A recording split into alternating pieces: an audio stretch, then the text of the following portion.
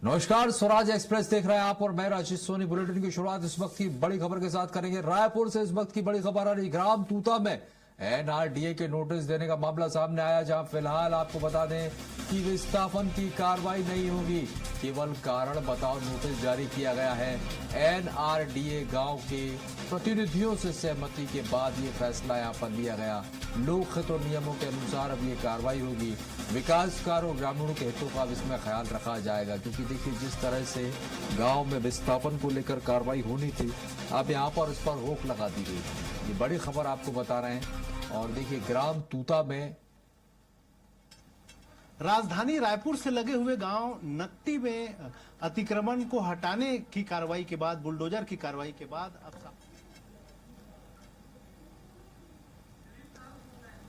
तो देखिए यहाँ पर ये बड़ी खबर है। ये तस्वीरें आपको बता रहे हैं। हमारे साथ इसी खबर पर अधिक जानकारी के लिए संवाददाता दिलीप साहू जुड़ गए हैं। दिलीप, क्या अपडेट है इस मामले में, क्योंकि अब बताया जा रहा है कि विस्थापन की कार्रवाई को रोक दिया गया है। फिलहाल विस्थापन की कार्रवाई नहीं होगी, इसके पीछे की क्या वजह है?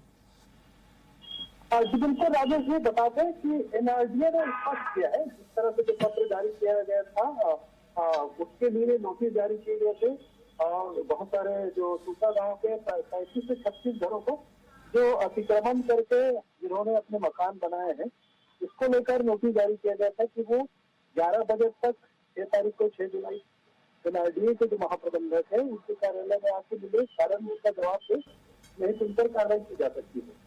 इसको लेकर स्पष्ट किया है कि इस तरह का जो प्रस्ताव केवल नोटिस केवल कारण बताओ की जानकारी मांगी गई, तो किसी तरह का विस्थापन का बात नहीं है। सोशल मीडिया और दूसरे मीडिया प्लेटफॉर्म पे जो खबरें चली है उसे भ्रामक बताया है एनआरडीए ने। उनका कहना है क्योंकि गाँव वालों की ओर से शिकायत पत्र आई थी, उसके आधार पर ही उनको नोटिस जारी किया गया है। उसमें कारण पूछा गया है, उसमें विस्थापन का जिक्र नहीं है।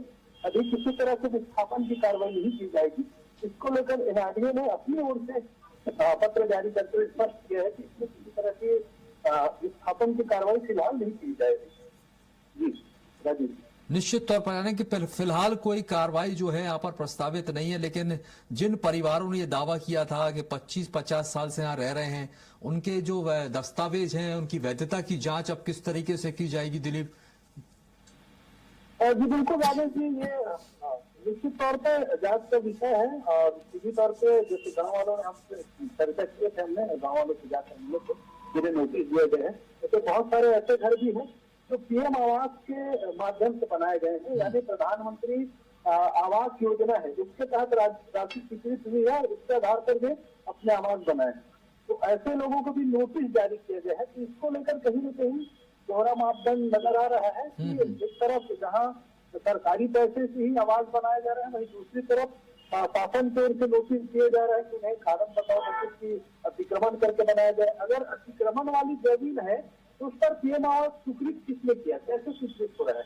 तो नक्की में भी इस तरह के मामले आए थे कि अतिक्रमण का मामला जो देखा गया था उसमें कई पीएम आवास भी स्वीकृत हुए थे। तो ये सवाल उठ रहे हैं कि या तो समन्वय का दिक्कत है या कहीं कई अधिकारी भी इसके लिए जिम्मेदार है।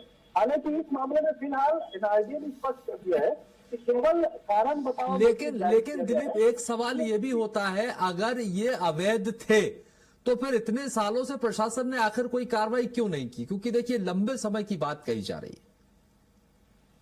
जी बिल्कुल, तूता वाले मामले में पहली बार इनको नोटिस जारी किया गया है और ये कहा जा रहा है कि इसकी शिकायत गांव की ओर से हुई थी और गांव वाले के साथ बैठक करके इसका समाधान निकालने की बात भी कही गई है।